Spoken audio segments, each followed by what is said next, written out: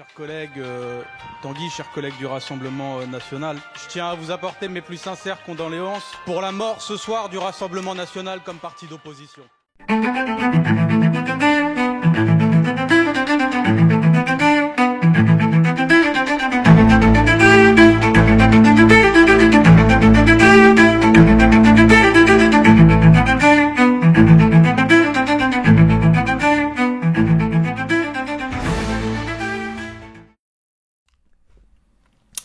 Bon, on se fait plaisir encore avec Jean-Philippe Tanguy. Bon, je joue la facilité en ce moment. Je dois dire que c'est une poule aux œufs d'or, ce Jean-Philippe Tanguy. Il me fait gagner beaucoup d'argent en ce moment, puisque mes abonnés, grâce à lui, augmentent. Ses vidéos font un buzz, rapportent des vues. Et il va falloir qu'il touche un pourcentage, parce que s'il continue comme ça, évidemment, il va finir par me réclamer un pourcentage des gains que j'obtiens grâce à simplement à diffuser ses interventions à l'Assemblée nationale. Je plaisante, mais franchement, bon, écoutez, c'est vrai que c'est facile pour moi, c'est rentable, et puis je pense que ça fait du bien à tout le monde, donc pourquoi s'en priver? Bon.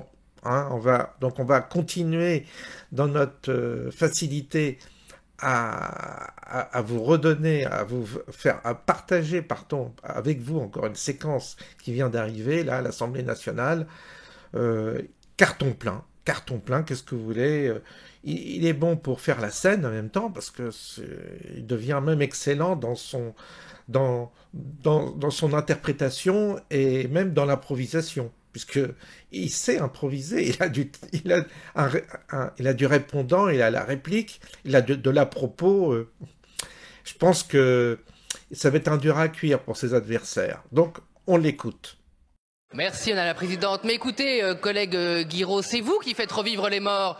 Sans vous, Monsieur Macron ne serait plus à l'Élysée. Sans vous...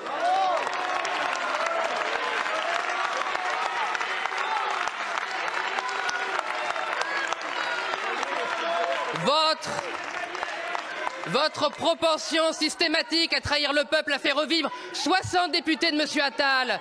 Peut-être même que sans votre musique pour faire réveiller les morts, Madame Borne ne serait plus parmi nous, la pauvre, elle serait plus là.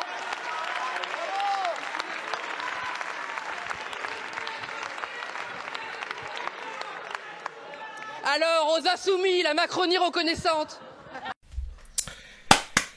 Oui, on applaudit, hein, formidable, séquence encore, il nous en réserve, on va avoir, lui, un stock de sketchs qui vont nous faire du bien, hein, c'est bien l'humour aussi, d'intégrer de l'humour, parce qu'on est là on est là souvent à tirer la tronche, parce que on apprend des nouvelles souvent accablantes, où on est accablé par le triste spectacle de l'Assemblée, mais là c'est rafraîchissant, ça fait du bien, ça nous fait tous du bien, et eh bien on va en profiter, on va pas s'en priver. Et je crains même qu'on ait une certaine addiction au bout d'un moment. Il faudra se faire soigner pour une addiction au Tanguy, parce que on risque d'être drogué à notre ami Tanguy, et ça va mériter peut-être une psychanalyse, ou je ne sais pas, un traitement particulier pour justement nous soigner de cette addiction, parce que c'est dans l'air du temps aujourd'hui de se faire soigner de nos addictions.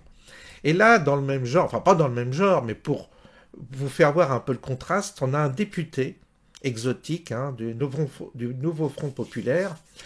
Alors, j'ai pas son nom, on va le retrouver certainement. Il est de La Réunion, et il veut plus qu'on utilise l'expression « travail au noir », parce que c'est raciste. C'est-à-dire que le mot « noir », il va falloir supprimer de toutes nos expressions quand celui-ci désigne quelque chose de négatif. Vous voyez, c'est toujours la victimisation, avec, vous allez voir, avec le look qui va avec, parce qu'ils ont tous des queues de cheval à gauche, je sais pas pourquoi, mais ils se font des chignons plutôt. Et ils aiment beaucoup les chignons. Ça fait genre, quoi. Ça fait genre insoumis, certainement.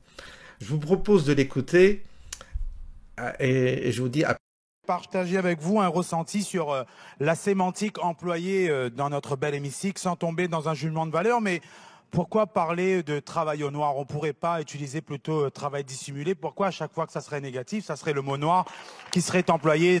Liste noire, mouton noir, broyer du noir, et pourtant on dit bien vote blanc et personne n'aura choisi. Je vous remercie. On voit là, on a du lourd en intervention. Là. On voit que entre les illettrés, les analphabètes et les drogués ou les islamisés, on voit que c'est du niveau, hein. C'est du high niveau, je sais pas comment on dit, du level, c'est du level, voilà. C'est vraiment du level, là. Formidable, ces gens-là sont au top. Alors, je vous dis, vous avez vu le contraste? Ben, ça se passe de parole, qu'est-ce que vous voulez? On voit d'un côté un esprit brillant, élégant, poli, courtois, piquant, et puis l'autre, le vieux mec là d'extrême gauche avec son chignon qui on n'est pas gentil avec les noirs, hein, on est tous racistes, ils sont tous racistes ici. Hein. Alors le mec il se prend 10 000 balles par mois, il va rien branler et puis il va continuer sa logorée victimaire jusqu'à la fin de ses jours. C'est une bonne rente, c'est de la rente justement de ceux qui sont incapable en fait dans la vie de s'en sortir ou de faire quelque chose de productif, c'est de s'installer dans la rente, c'est de s'installer dans la, excusez-moi, c'est de s'installer dans la rente victimaire et puis voilà, puis ça marche parce qu'ils sont tous, ils vont chercher dans tous les recoins possibles le qualificatif qui les rend toujours victimes. Ils vont voir même la peinture noire va être considérée comme raciste. Donc il ne faudra plus acheter de voiture noire, il ne faudra plus peindre une pièce en noir ou j'en sais rien. Bref, on est avec ces gens-là, c'est du délire. De toute façon, on voit leur niveau, c'est même pas la peine d'insister. Allez, bonne soirée.